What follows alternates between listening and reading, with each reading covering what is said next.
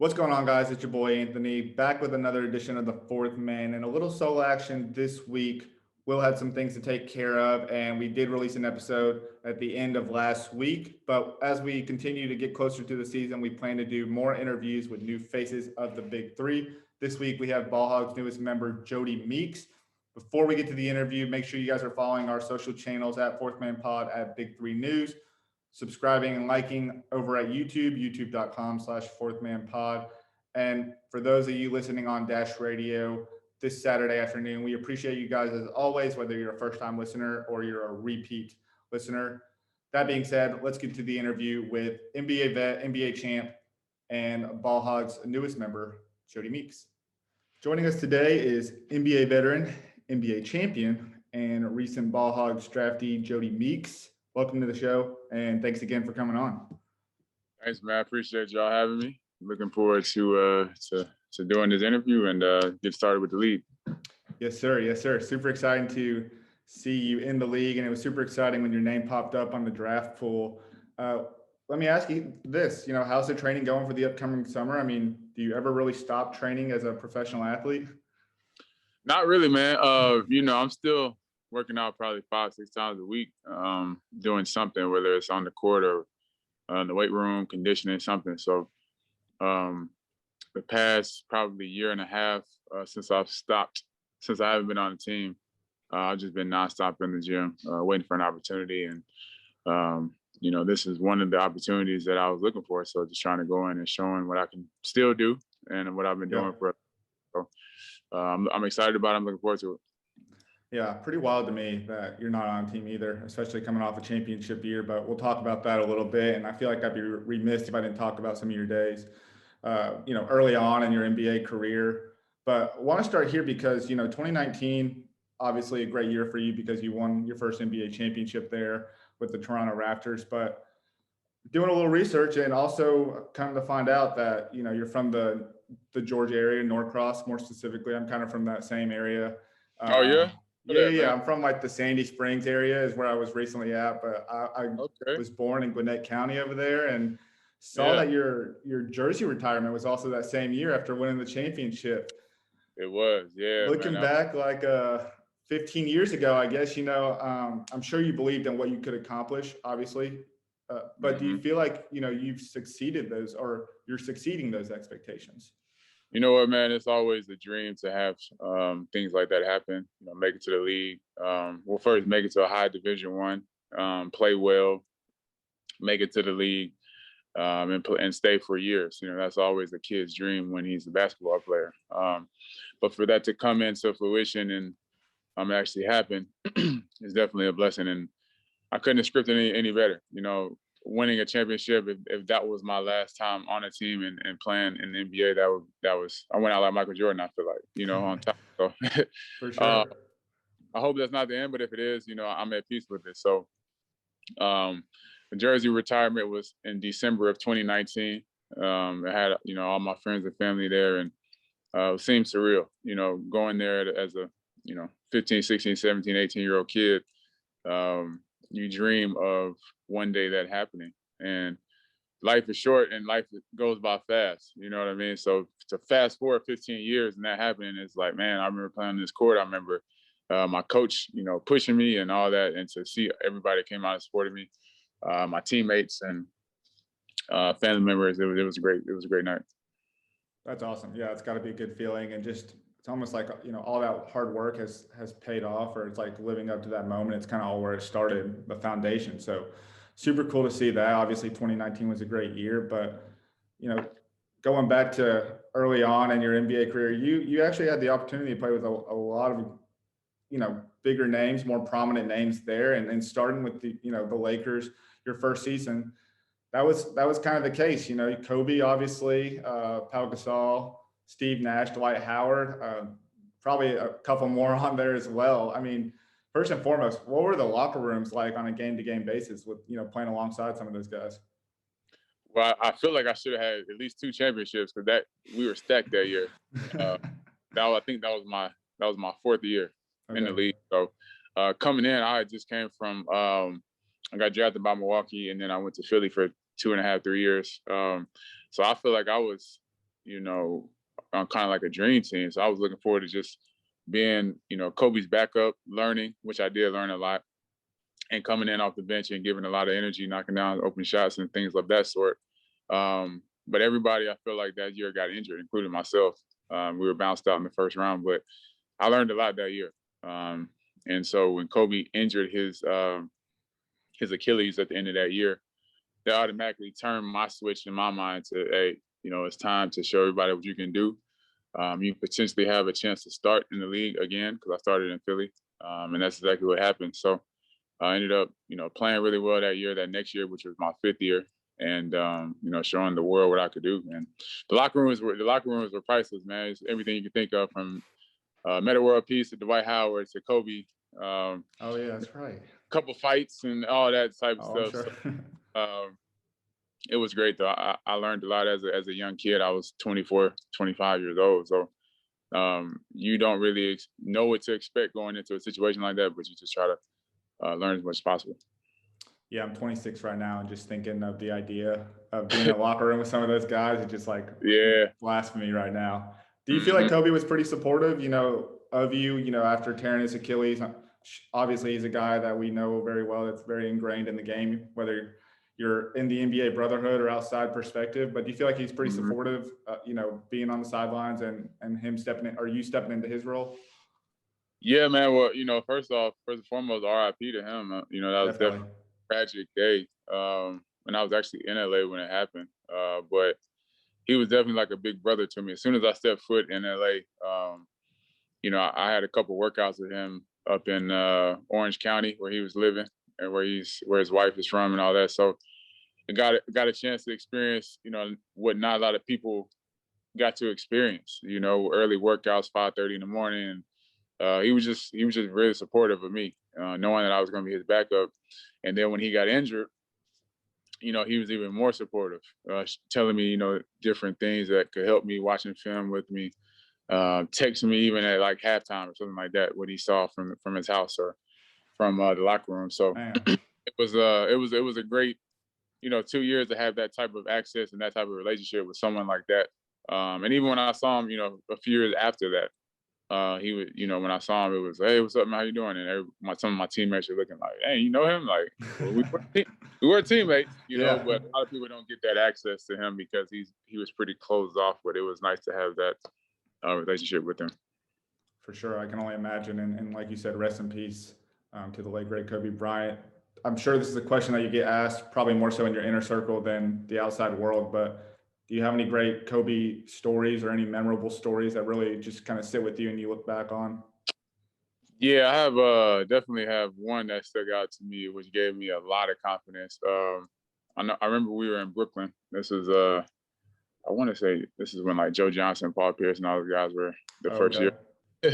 I wasn't shooting the ball particularly well, and so I came out the game and I was on the bench. You know, Coach D'Antoni took me out, which, you know, I probably couldn't hit anything in the first half, and I was looking down. He was like, you know, what's going on, man? You know, you here tonight? And I'm like, man, I can't really hit a shot tonight, and man, I'm messing up. And so he looked at me and was just like, hey, you know, what's our position? And I thought it was kind of like a trick question, like a shooting guard. And he was like, no, seriously, what's our position? And I said, you know, shooting guard.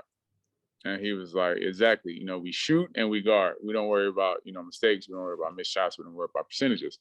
And to have that interaction and that what he said to me that night, it just, my confidence took off, because he didn't care about, you know, how many shots I missed. He was going to pass it to me. And so after that, I was a pretty confident player before that, but after that, it just gave me all the confidence in the world. Yeah, I can only imagine. I mean, if Kobe says keep shooting, you just do what he says and keep doing it. Yeah, right. And you're out on the court with him, and he's passing it to me probably the most as the shooter. And so it's like, I got to make him proud. Let me hit this. You know what I mean? So definitely, that's pretty dope. You know, I'm sure playing alongside Kobe and all those guys with the Lakers is one of the more memorable moments in your career. But I gotta think the other one is when 2019 happens and you get a chance to see KaWhi firsthand hitting that shot against the Sixers in the Eastern Conference semifinals. You know, you were one of the first of many teammates to tackle him. I have the team on the jumping on him, right? Yeah, yeah, yeah. Right. Jumping on him. But what was it? I guess what was the experience like just kind of being in the huddle right before that last play? And then I guess what were you kind of feeling? Was it almost like slow motion for you when the ball's bouncing off the rim as many times as it did? Yeah, well, first off, I didn't play a lot, but I played a little bit in that series. So that was one of the mental, one of the most mental series I've ever been in. It was like we won the first game, lost second game. They won game three, and we won game four. So every time we felt like we had an edge or we had the momentum, we never really did. And Right. so it's one of those series to where they could have easily beaten us. Because even in that game seven, we had like two guys foul out, and so I was getting my mind ready, like, okay, if someone else fouls out, it goes in overtime, like I got to be ready because we don't have a lot of bodies left. But I just remember him driving to the sideline where our bench was, and when he shot it, I'm like, ah, man, we're going to overtime. But somehow, like, it caught the edge of the front of the rim, bounced up, caught the back of the side of the rim, bounced again, and when it was sitting there and it went in, I was excited, but I couldn't remember if we won or if we tied. But I knew we hadn't lost, right? So it's just all the emotion came out because I'm like, okay, yeah, we won. You know what I mean? So then, like, most of these conference finals, furthest I had ever been at the time. Yeah. We obviously ended up winning the championship, but it was just a lot of emotions coming out and knowing that series was so tough for everybody. Yeah, that's pretty wild. I was gonna say there hasn't really been a shot like that, but the other night with that little oop with DeAndre Ayton, it wasn't really a shot. Obviously, he's dunking it, but Mm-hmm. that was probably like a second runner up to like one of the most incredible shots I've seen, at least live. Yeah, that was crazy. I was watching that. I was watching the end of that game. Yeah, my boy's a big Suns fan, so just to see them doing well now, and obviously I'm rooting Hmm. for him. It's pretty wild. But Yeah. okay, 2019. Obviously, you guys move on. We know the rest of the story. You guys win it all. What was the championship parade like in Toronto? Because from what I know, Yeah. very very appreciative fans out there. Hmm. And you posted a photo on Instagram because of the 2 year anniversary, like maybe a week ago or so. Yeah. Yeah. Just that picture alone, it's just like mind boggling. Yeah. It was something that you can't even really explain. Growing up, I used to always watch my team was the Bulls with Michael Jordan, Scottie Mhm. Pippen, guys. So watching the championship parade of those guys is always as a little boy, you're like, man, I hope one day this could be me, and fast forward to, years and years later, it was like 3.5 million people we went like 2 miles from where our practice facility was to the stage. And it Okay. took like 6 hours to get there. So from the practice facility to the stage, it was like 3.5 million people flooded the streets and everything. So it was just basically like, wow, like Toronto is like a hidden gem in this world. You know what I mean? So obviously it's not in the US, but it's Yeah. very nice. It's kind of like a melting pot. You know what I mean? So everybody Yeah. just and from all diversities and ethnicities, so to Yeah. say. And it's a great place. I enjoyed it for my season there, and obviously we won, but it was just a great place to be. Definitely. I like Toronto too. It's a lot of diversity, but I think it's cool that basketball brings a lot of people together, Mm. especially when for the only team that's in country outside of the U.S. So it's really cool to see. Okay, so I learned a lot about hockey too, honestly. First hockey jersey, and I never have really been someone that watched hockey, but yeah, in Canada they love it. So I'm like, let me go ahead and purchase a jersey or something like that. So I need to take a trip up there because I can't get into it, but maybe just not my time yet for sure. yeah. Okay, so that was that's the last time you played in the NBA for whatever reason. Seems kind of odd to end there, but like you said, you're satisfied with what you're doing, and you're getting another opportunity now in the Big Three. Why the Big Three? First off, how has this been something that you've been tuned into the first 3 years, and why now? I watched it a little bit. Okay, I feel like with the pandemic going on, and I've had a chance to go overseas, and I had two twin girls, so I didn't want to leave them. congratulations. Thank you. It's a hassle, but um, didn't want to leave them the first year and a half, over here, and me not seeing them, and who knows if I would have been able to get back and all that type of stuff, right? So I decided not to, so I just kept working out. And then I saw the Big 3, which I love to play basketball, so it doesn't matter if it's N3, 5-on-5, 4-on-4. I just want to play. So I'm going in just trying to, have fun, enjoy the competition. It's been a couple years since I've actually played, but also to show people I can still play. I don't feel like I've lost a step or anything like that. And the way my game is, it's not like I've ever been, super athletic like Russell Westbrook or LeBron or anything like that. I'm, shooting, coming off pin downs, of that sort. Like Kyle Korver played till he was almost 40. Yeah. Matthews is still in. He's, not old, but he's not in his 20s anymore. Guys like that. So I feel like I have the same type of game. And I'm a scorer. I'm looked at as probably a spot shooter more so than a scorer, but I've been a scorer my whole life. So just looking forward to the opportunity and the competition, first and foremost. Yeah, a lot of people, if they saw you play in college, we obviously know the scoring punch you can bring. And then obviously with your Lakers days as well, I feel like man. That year Kobe was out. Yeah, well, people don't realize that, in the NBA, sometimes they have you play a specific role, but that doesn't mean you can't do other things. And I was more than happy to play that role, but a lot of times,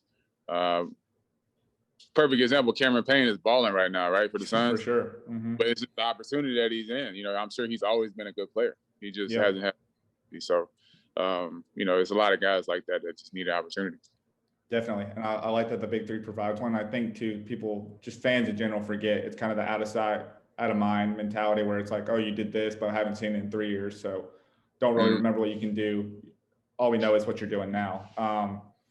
What was the combine experience like? Did you have an idea about, Ball Hogs coming out of it? Because I think I heard from maybe 1 or 2 players that, you were initially getting going, involving yourself in the combine, and then you were sitting for the rest of it. So what was that experience like? I was excited just to see where my game was at, see what I had lost, see what I needed to work on as far as being out for 2 years. Need to, get a little stronger in my legs, get a little game shape. But I feel like I played pretty well, man. I only played 1 game. Out of the 27 points, I think I had like 20 or 22 points. So, nice. told me, just hang out over here, man. You'll be all right. So I didn't expect to go 19th in the draft, but I'm excited about the team that I'm on. I feel like that fits my game the best. So that's all that matters. What were some of the initial conversations? Because like you said, I was pretty shocked to see you go at 19. I think my co-host would say the same. We both did a mock draft and we had you going in the top 7. So what were the initial conversations like after the combine and maybe leading up to the draft? There wasn't many conversations. Just, I was going to come in and see what I could do in the combine, which I played pretty well, I feel like. And, I don't think the quote unquote like tampering, I don't think they were able to talk to you for real. But I talked to a few people like Michael Cooper, Calabrini. They just said, I was looking good and things of that sort. But they really couldn't tell me, if they're going to draft me, where they're going to. Or maybe they could, they just didn't tell me. But I didn't know where I was going to get drafted. I assumed I would get drafted pretty early. That's not in like cocky or anything. I just feel like I played really well, but it doesn't matter. I'm at a good position now. For sure. It's kind of hard to try to understand or figure out where people are going because 2019, we saw a lot of guys with probably that were 6'7" or taller. So a lot of height go, a lot of bigs go in the first, but then that was a 3-round draft where like this year is a 2-round draft. 3 rounds. 2019? Yeah. So it was initially 6 players. And I guess for whatever reason, what I heard Cube say on the live stream when they were doing the lottery process was that they're going to have 5 players, but they expect to get back to 6. But, I think with the pandemic, it's kind of slowed down their initial plans. But I do think that at some point they'll have to expand. There's just a lot of talent, and I think it would make a lot of sense. So not as many people are left out. But draft night comes, you do go at 19, but did you have any nerves leading up to it? Like, do you still get did you still get nervous being in the draft for a second time? It was a little anxious just because it brings back vibes of 2009, right? So I was a 20-year-old kid, like, oh man, I'm probably gonna get drafted tonight, and I assumed I was gonna go in the first round back then as well. I did not slip to the second round, which was fine. It worked out, but it was a little anxious. I was waiting to go to dinner, and it kept on waiting and waiting and waiting. And finally, I was like, man, I'm gonna go to dinner, get all this. But it was great. I had a good time watching the draft, and it's a little extra motivation as well. For sure. Falling, which was just like my career. I've always been, I feel like the underdog, so to speak. So I'll be ready when game one comes, and we'll see what happens. Well, I'm sure Rick Barry's pretty excited about you. Did you get the phone call and everything, or how does that work? Did you just see your name and you're like, okay, I guess I'm a part of this team? Yeah, they gave you a tablet. Oh, okay.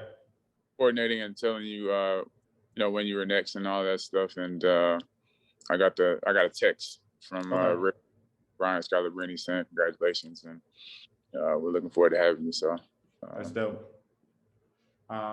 What do you think of your squad? You're playing on the same team again as your former teammate Spencer Hawes, who just was announced that he was a co-captain. What are kind of your expectations, and what do you think of the squad? I'm sure you've heard about the status quo of the Ball Hogs in the first 3 years. Yeah, man, I'm looking forward to it. Me and Spencer were together in Philly. He's a very smart player. He's skilled, and you don't see that a lot from guys that are 7 feet tall. So I enjoy playing basketball with guys that are unselfish because I'm unselfish. Be aggressive at the same time, but being unselfish. And guys like Barbosa, I know he has championship pedigree as well, and he plays the right way. So I'm looking forward to getting out there, like I said, and competing, but at the same time, sharing the court with guys that want to, play the right way. That's cool. Yeah, I think having Rick Barry as a coach, I think you'll see a lot of those, I guess, unselfishness instilled within that team. And, I know he's ready. Him and Scal have been a part of this league since the beginning, and I'm sure it's been tough on them. So yeah, I'm sure that they are ready to get it done and win more than 2 games in the season. No disrespect to their first 2 years, but it's just been tough for them. Is that early going? Games, the first 2 seasons? So the first season, I can't remember if they won 1 or 2. Last year they won 1, or 2019 they won 1, and then the second season they also won 1. So they've won 4 games leading up to this point. It's been tough on them, like I said, but I think that's why they kind of ultimately were like, hey, let's just switch things up a little bit. We'll get some new co-captains. Their other co-captains, I think, were involved with other things outside of basketball, so that could have been a reason too. But they've had some unlucky stuff too, like 2019 they drafted a couple guys. One of them was Dusan Balut, who's very well known for his 3-on-3 prowess, being the #1 FIBA player, and they drafted him. And that first year, FIBA was like, you can't play in this league if you want to play in the Olympics. This was all before COVID and everything, so obviously so that sucked. You didn't get to play him. Like, you're already having to replace him, and then they had Jermaine Taylor, who tore his Achilles week 1 too. So a lot of that was unluckiness, but I think their shining moment was they knocked out a team and that was in contention for the playoffs. So I think they're riding high right now, and obviously got a new team. Coming and helping out, man. Trying to have a better what they've been doing, and I'm thinking I can help out as well as other players as well. So yeah, in my opinion, I believe so too. I think what's cool about the Big 3 is you get to see a lot of your former teammates. I mentioned Spencer being one of them, but you also play with a few other guys that are playing in the Big 3 for the first time, like yourself. Jordan Hill, Earl Clark, Mo Spates, Williams. Yeah. So, what do you kind of think of just getting to see those guys again each and every week and kind of your matchups against them? Man, you know what? Basketball, no matter what level you play on, it's like a fraternity. For sure. Guy that I played with when I was 17, and it's like, yo, what's up, man? Like, or talked to him since 2005 or whatever, but it's just a great connection. I feel like sports is like that. So it'll be good to, see those guys on and off the court, maybe, grab some dinner or whatnot. But I'm looking forward to that as well. Just catching up with guys that former teammates, guys that I've known through the years, and, competing against them. Yeah, I think that's cool. And I think a lot of people, kind of like you're staying home because, you have your 2 girls. A lot of people, I think, like playing in the Big 3 because their kids don't get to see them play at an early age, but they get to see them play later in their career. So, I know your girls are young and everything, but you'll get to, when they're old enough, you'll be like, yeah, you get to see me play in the Big 3. And, Dad had back in the day. yeah, exactly. And who knows if the league does get as big as I believe it can, you'll be one of the founding fathers, and it'll be cool to see your name etched in history books for, forever. I could be in my 40s, man. Like Sharif, what's his name? Mahmoud Abdul Rauf. Yeah, that man's like 52. I don't know how Rich, he's still doing Rich, it. that's all I know. I'm LSU, but Yeah. All right. One last question before I let you go here. We talked a little bit about how we thought it's a little weird that you didn't get another opportunity, at least in the NBA, coming off a championship year. But I think what's cool about the Big Three is now that we have seen a few guys make it back to the NBA, having a good, successful season in the Big Three. Most recently, Joe Johnson getting an opportunity with the Detroit Pistons in 2019 after coming off an MVP season. So ultimately, is the goal to get back to the NBA, or you're just kind of taking it day by day and seeing what happens? You know what? That'd be great if I was able to get back off of this, but I'm just going in trying to have a good time, enjoying the experience. And if that happens, it happens. But if not, I'll just be enjoying competing, like I said, and enjoying playing basketball again. That's my main focus of, playing, showing people what I can do still, but at the same time, just competing. I like the mindset. Well, hey, I appreciate the time. Look forward to seeing you this summer with Ball Hogs, and let's get them more than 2 wins in the season this year. I know you're going to be a big contributor to that. For sure, man. I appreciate you having me. Yes, sir. That was our interview with Jodie Meeks. We appreciate everyone who tuned in. Super cool guy. We got some KaWhi stories. We got the stories of KaWhi and the shot for Toronto. We got some great stories about his career and what he's planning to do now that he's an NBA champion. And also just get a little insight on what he's looking forward to doing in the Big Three. So we appreciate you guys who tuned in. Like I said at the beginning of the show, make sure you guys like and subscribe on YouTube. Give us a 5-star rating on whatever your preferred podcast platform is, whether that's Spotify, Apple Podcasts, etc. We appreciate you guys as always. We'll be back next week with hopefully a couple more interviews, but at least one more player interview and another episode as well. We appreciate you guys, and we'll see you guys next time.